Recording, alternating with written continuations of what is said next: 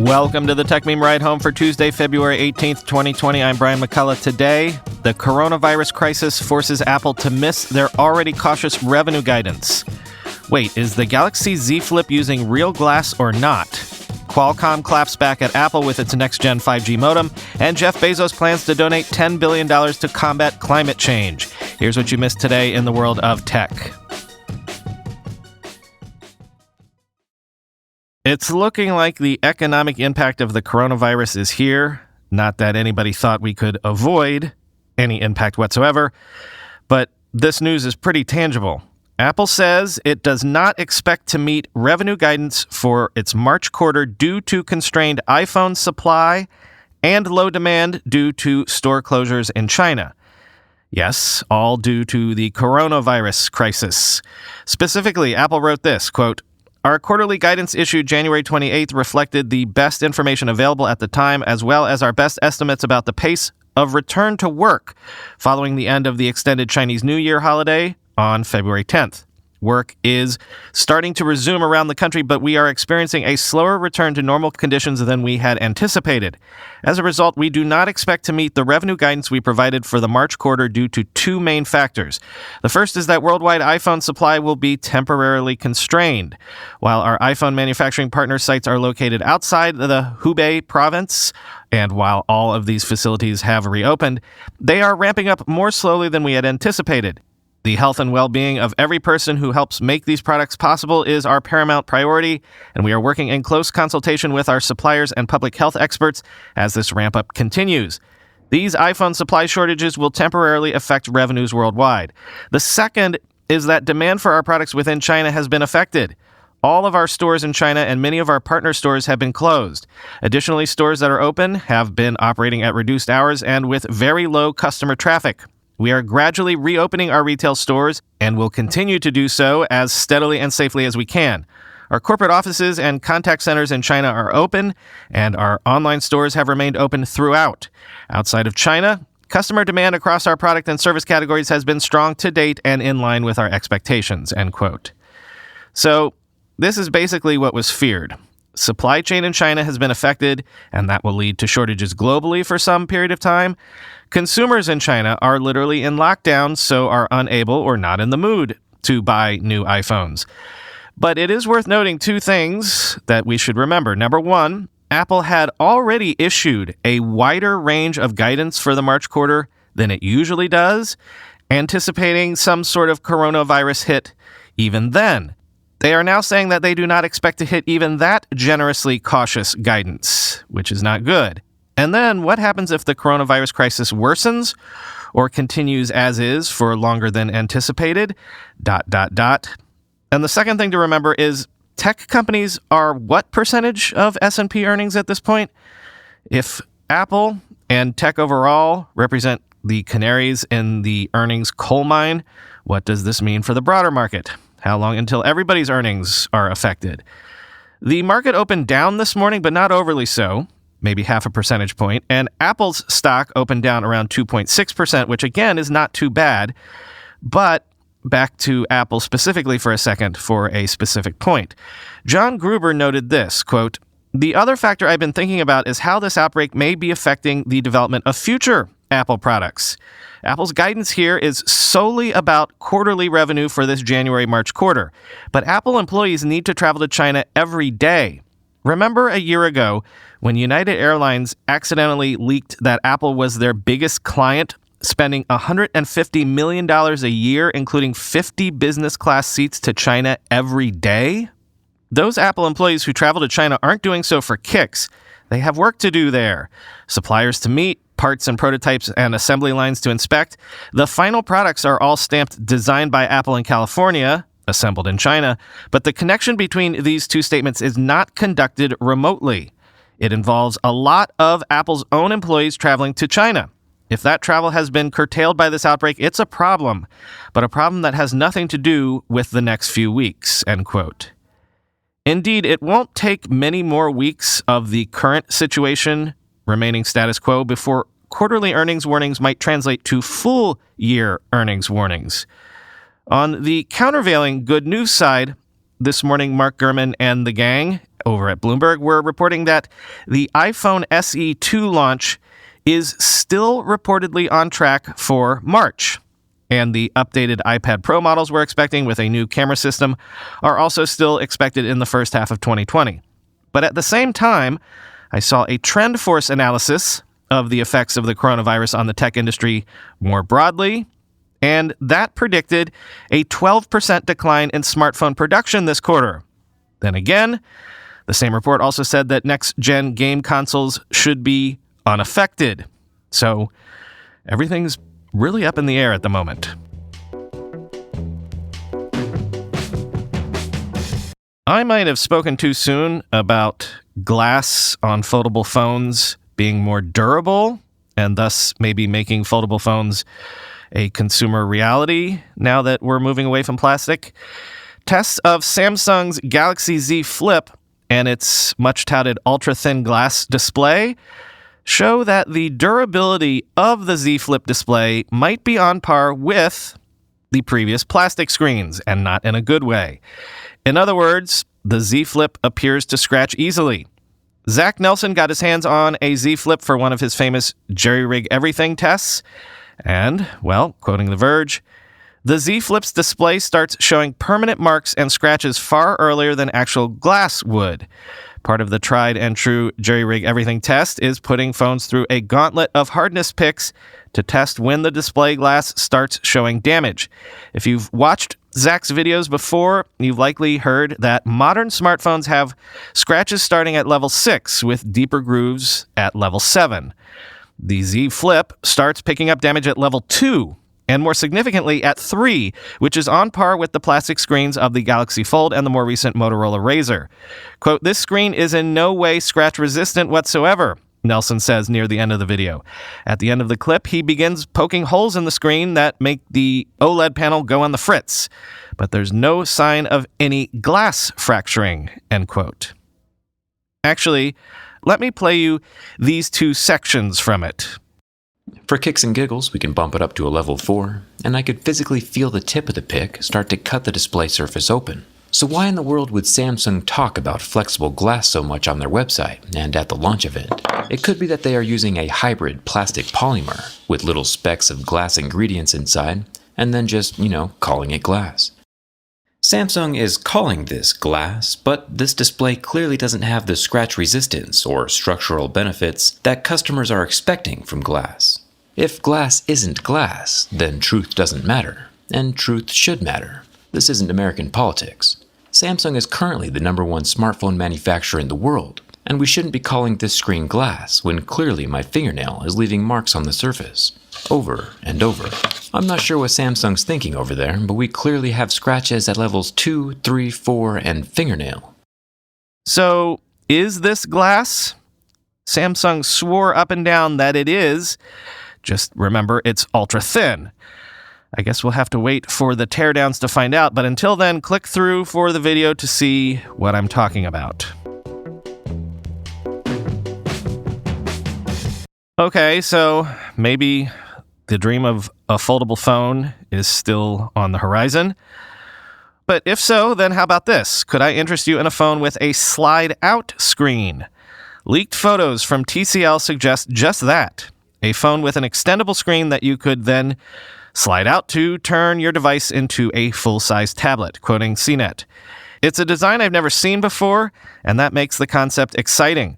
According to our trusted source, this expandable phone is a device journalists would have seen at Mobile World Congress this month. The world's largest mobile show was canceled in response to health concerns regarding the global spread of coronavirus. TCL did not respond to a request for comment, but poring over the photos, the design of this TCL concept phone appears to use one continuous display with curved screens on either side. Between the center of the phone and the dual front-facing camera along the right side, there's a break in the chassis where you can pull the two sides apart to expose the surplus screen. It'd be much like sliding back the sides of your dining room table to add a leaf that seats more guests, end quote. The concept design does look like it's based on the TCL 10 Pro, which, if you haven't seen one of those, looks a lot like a Galaxy S10. The question is, how flush together would the two sides of the screen be when you slide them out? Forget about a crease. What if you had like a ridge or a visible gap running down the middle of your tablet form factor screen? How tenable would that be? But yeah, without folding, you could clearly stick to glass, right?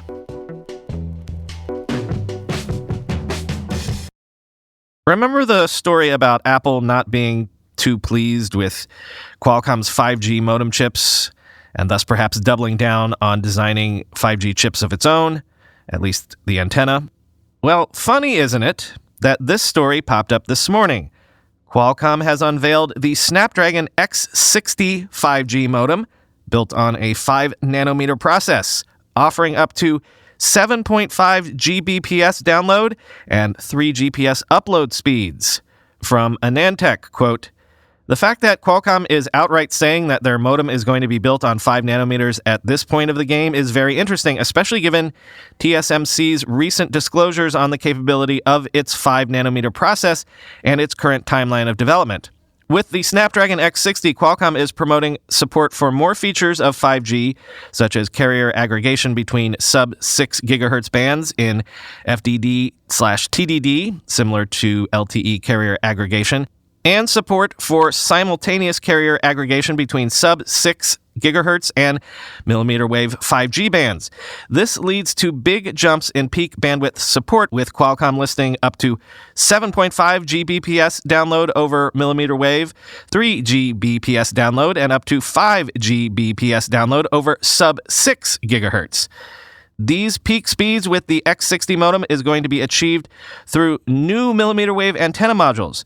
For the X50, X55, Qualcomm introduced its QTM525 module for millimeter wave in a slim packaging to help enable the technology. Despite the sleek stature, the X50 and X55 modems supported 4 of these modules, and Qualcomm recommended a minimum of 3. The replacement of which did require these devices to be of a specific minimum thickness to ensure complete coverage. The new QTM535 module is promoted to be thinner, reducing that requirement, end quote.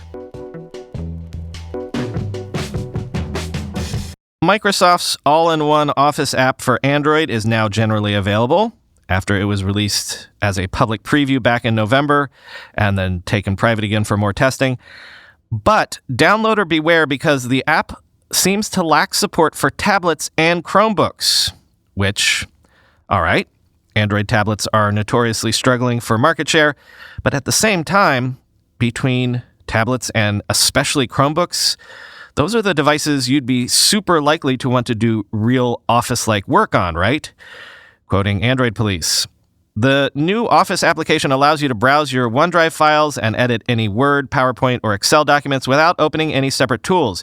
It also synchronizes with the Windows 10 Notes application and includes a variation of the Office Lens scanner. Finally, there's a QR code reader in case you need one of those for whatever reason. Unfortunately, though, there's one major caveat to this new Office app. There is no support for tablets or Chromebooks whatsoever. While the existing Word, PowerPoint, and Excel apps work very well on large-screen devices, including Chromebooks, the new app is locked to portrait mode and has no tablet-specific UI," end quote.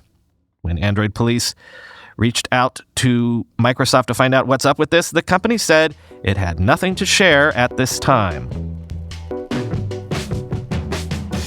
An extortion scam is allegedly threatening website operators with junk ad clicks that are designed to trigger Google's fraud detection systems and thus get the targeted website to face ad throttling by Google or even a full-on Adsense account ban.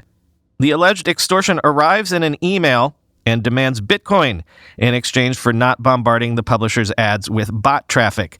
The email reads, "Very soon, the warning notice from above will appear at the dashboard of your Adsense account, undoubtedly.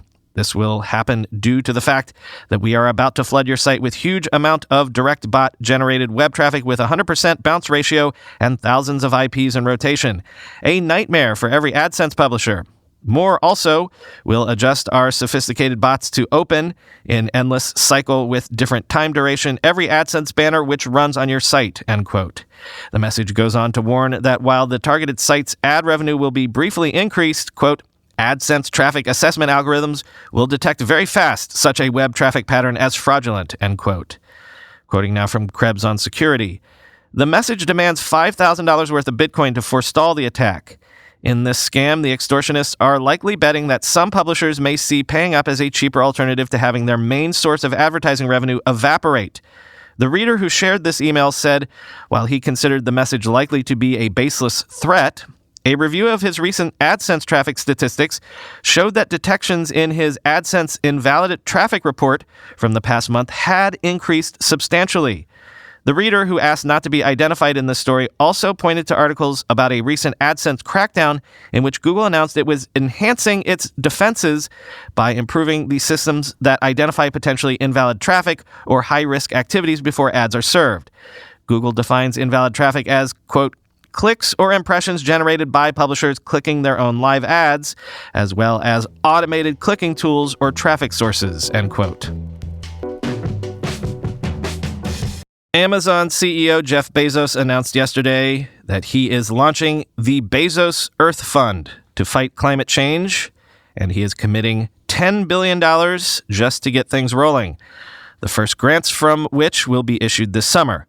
Quoting Bezos' Instagram post, where he featured a photo of the Earth, quote, climate change is the biggest threat to our planet. I want to work alongside others, both to amplify known ways and to explore new ways of fighting the devastating impact of climate change on this planet we all share. This global initiative will fund scientists, activists, NGOs, any effort that offers a real possibility to help preserve and protect the natural world. We can save Earth. It's going to take collective action from big companies, small companies, nation states, global organizations, and individuals, end quote. Quoting Axios.